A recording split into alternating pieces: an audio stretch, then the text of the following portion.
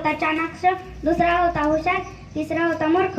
एके दिवशी चाणाक्ष मासा दुसऱ्या 2 माशांना म्हणाला, मित्रांनो, आपण ज्या ठिकाणी राहतो ती जागा आज खूपच सुरक्षित आहे, परंतु केव्हा तरी मासे पकडणाऱ्याचं लक्ष आपल्याकडे जाणारच.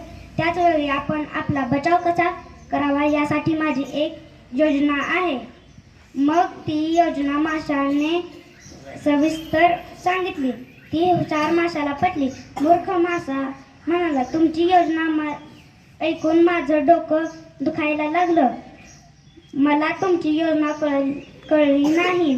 एके दिवशी 2 जण मासे पकडायला आले. त्यांनी आपले जाळे टाकले. चाणाक्ष माशाला संकटाची चाहूल लागताच तो चटकन विजेच्या चपळाईने निसटून गेला. हुशार माशाने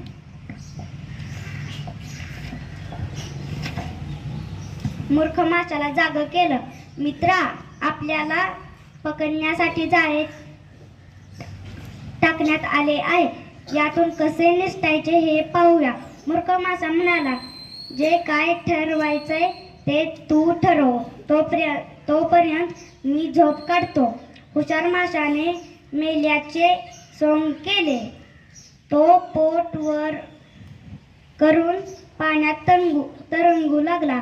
हे पाहून हा मेलेला सडका मासा काय कामाचा असे समजून मासे पकडणाऱ्यांनी जाळ्यातून बाहेर फेकून दिले.